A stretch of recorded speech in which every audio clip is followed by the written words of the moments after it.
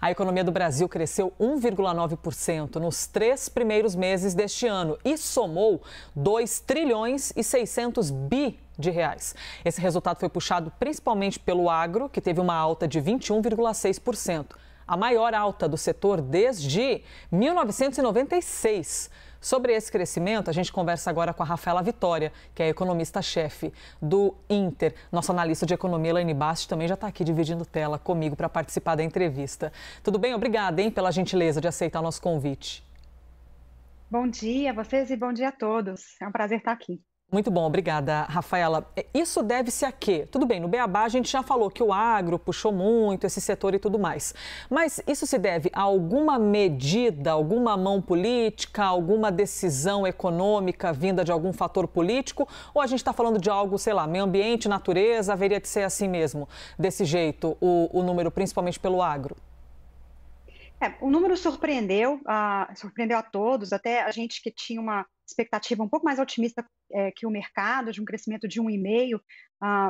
Acho que esse desempenho do agro foi bastante relevante, é atípico, não é sempre que a gente vê um setor da economia crescendo 20% em um trimestre, né? Então, eu acho que é importante destacar que é um crescimento muito robusto, mas também muito atípico. O agro teve condições muito favoráveis nesses últimos 2 anos, mas particularmente aí nos últimos 12 meses, isso reflete um pouco do que a gente viu no ano passado, num cenário internacional de commodities em alta, estimulou bastante essa produção. E a gente também teve aí o benefício de um clima bastante favorável que elevou a produtividade. Então, foi uma combinação desses fatores que levaram ao agro a ter esse desempenho tão forte. Mas o desempenho do PIB, ele foi muito positivo e acho que isso é muito bom para a economia de maneira geral. Puxou alguns outros setores juntamente, né? Transportes cresce, mas acho que vale lembrar que a gente está vendo um crescimento mais da oferta. Quando a gente olha o lado da demanda, o consumo das famílias, ele variou só 0,2%. Isso surpreendeu muitos economistas, surpreendeu até a gente aqui um pouco também, porque os estímulos que o governo vem dando desde o final do ano passado, desde o último governo, mas esse governo reforçou o aumento do salário mínimo, o aumento do programa Bolsa Família, isso tenderia a gente ver um consumo das famílias um pouco maior, e acho que esse consumo decepcionou.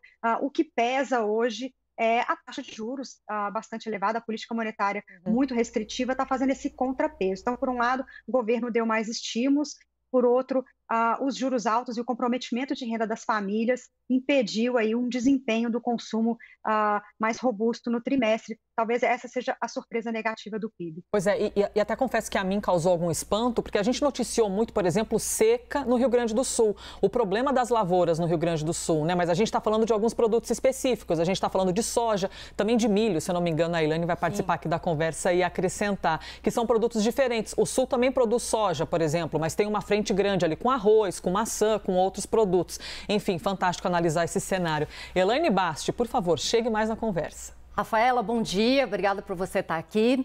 Queria saber de vocês se vocês já estão revendo a projeção do PIB para este ano, porque, enfim, o mercado, na média, estava em 1,3%, o governo, o Ministério da Fazenda em 1,9%, e eu já tenho visto aqui revisões para acima de 2%. Bom dia, Elaine.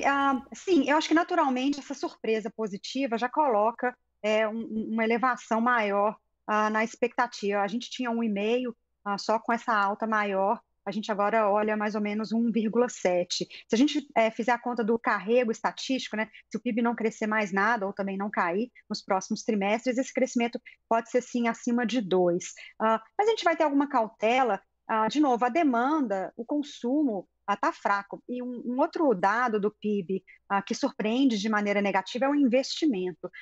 A formação bruta de capital fixo, como é medida pelo IBGE, que são os investimentos, tiveram queda de 3,4% no trimestre. O investimento é muito afetado pelos juros altos.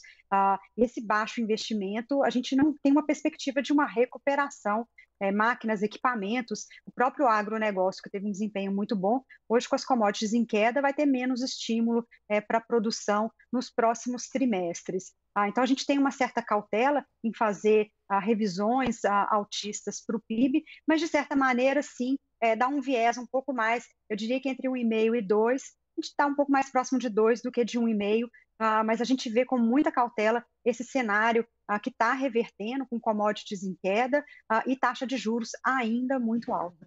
Rafaela, eu vou pegar uma informação sua para contrapor com uma pergunta. Você disse que se a queda no investimento é afetado pelos juros altos, e a gente está falando de uma reação em cadeia, esse resultado do PIB pode trazer uma segurança para que dê um embasamento para uma decisão futura do Banco Central de queda de juros, para que, consequentemente, reflita num aumento dos investimentos? Posso pegar um gancho aqui Por favor, querida. Também? Aqui é pague um, leve dois, a gente está junto. Falando em juros também, Rafaela, queria entender assim, os últimos índices de inflação que a gente viu aí, inclusive PCA 15 aí, estão mostrando uma desaceleração, IGPM veio negativo, né? Então, pegando carona aqui com a Elisa, queria entender se há espaço aí para queda dos juros básicos da economia e se vocês acreditam que deve acontecer já em agosto. Sim, então, respondendo diretamente a pergunta, mas eu acho que esse é uma ótima discussão, porque, a princípio, quando a gente olha um PIB robusto, dá a entender que a economia está aquecida e você deveria ver os juros altos por mais tempo, né? Economia aquecida, mais inflação, então não haveria espaço para a taxa de juros. Então, o número por si, ele daria essa primeira análise. Mas, quando a gente olha, né, os dados qualitativos do PIB, a gente vê exatamente o oposto, né? É um PIB que cresceu de maneira muito forte, mas baseado na oferta, né? Então, quando você tem crescimento de oferta com demanda que não caiu, mas ficou paralisada, significa que você não tem essa pressão inflacionária na economia. Então, na verdade, até muito do que se preocupava no começo do ano, que eram esses estímulos fiscais, que poderiam pressionar a inflação, e com isso a gente viu esses adiamentos de queda de juros para o segundo semestre, a gente não viu isso na prática. Então, para o Banco Central, para a política monetária, o PIB foi uma boa notícia, apesar do número muito robusto, o fato do consumo não estar praticamente crescendo, né, 0,2 é uma variação muito baixa, mostra que você não tem uma pressão pelo lado da demanda, e isso sim abre espaço para um corte de juros. A gente fala que esse PIB foi deflacionário, né, que é um PIB que cresce muito pelo lado da oferta, mas sem uma demanda muito aquecida. E eu vou acrescentar aqui os dados de emprego que a gente viu ontem, né, do CAGED e da PNAD, confirmam, os dados já são de abril, mas eles confirmam esse cenário de que a demanda, o emprego, está realmente arrefecendo. A gente vai ver queda de inflação, a gente também já reviu a inflação preliminarmente essa semana, a gente espera aí um IPCA mais próximo de 5,30 para o final do ano. Então, esse dado de consumo e de demanda mais fraco, a gente vai continuar vendo essas revisões de expectativas. E, Elaine, eu acho que essas revisões de expectativas para baixo vão ser a chave para o Banco Central mudar o tom da política monetária na reunião de junho, um comunicado mais leve, e a gente pode ver, sim, uma queda de juros em agosto. Pois é, interessante até acrescentar para você uma pergunta, porque a gente tem visto, né, uma série de índices de inflação vindo abaixo das expectativas de mercado, como o IPCA 15, que desacelerou na primeira quinzena de maio. O IGPM, essa semana, né, Rafaela, veio mais uma vez negativo em maio, já com queda de 4,5% nos últimos 12 meses. Enfim, esses índices de inflação têm vindo carregados de alguns bons sinais. De que maneira isso afeta a taxa Selic, né? E para quando vocês esperam o início da queda da taxa básica de juros da economia? Exatamente.